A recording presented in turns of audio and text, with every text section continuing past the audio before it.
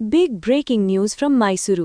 जय मार्तंडा गेट के करीब रात 8:30 बजे हीलियम गैस सिलेंडर फटने से बलून वेंडर की मौत जबकि 5 लोग जख्मी हो गए।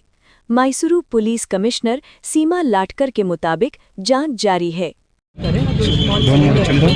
ಅದು ಬ್ಲಾಸ್ಟ್ ಆಗಿಬಿಟ್ಟು ಯಾರು ಮಾಡ್ತಾ ಇದ್ರು ಅವ್ರದ್ದು ಡೆತ್ ಆಗಿದೆ.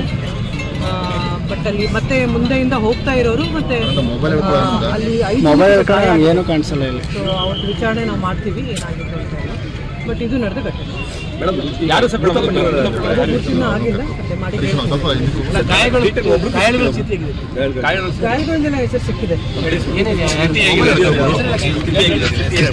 ಒಬ್ಬರು ಸೀರಿಯಸ್ ಇದ್ದಾರೆ.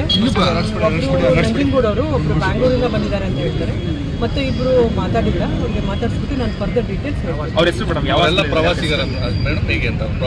ಒಬ್ರು ಬ್ಯಾಂಗ್ಳೂರವರು ಅಂದ್ರೆ ಅವರು ರಜಾ ಇತ್ತು ಅಂತ ಬಂದಿರಬೇಕು. ನಂಜನಗೂಡವರು 3 ಜನ ಲೋಕಲೈಟ್ಸ್ ಅಂತ ಹೇಳ್ತಾರೆ. ಬಟ್ ಸ್ಟಿಲ್ ಅವರು ಇನ್ನೂ ಮಾತಾಡಿಲ್ಲ.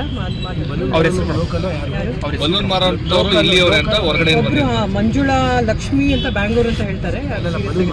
ಇನ್ನೊಬ್ರು ಮಂಜುಳಾ ಅಂತ ನಂಜನಗೂಡವರು. ಇನ್ನೊಬ್ರು ಕೊಟ್ರೇಶಿ ಅಂತ ಹೇಳಿ ಅವರು ರಾಣೆಬೆನ್ನೂರವರು ಅಂತ ಹೇಳ್ತಾರೆ. ಇನ್ನೊಬ್ರು ಶಹೀನಾ ಅಂತ ಹೇಳಿ ಅವರು ಕೋಲ್ಕತ್ತಾ ಅಂತ ಹೇಳ್ತಾರೆ. ಬಟ್ ಅದನ್ನ ನಾನು ಇನ್ನೊಂದ್ಸಲ ವೆರಿಫೈ ಮಾಡಿ ಈ ಬಲೂನ್ ಮಾರಾಟ ಮಾಡ್ತಾ ಇದ್ದವರು ಸ್ಥಳೀಯರ ಅಥವಾ ಹೊರಗಡೆ ಅವರ ಪತ್ತೆ ಮಾಡ್ತೀವಿ.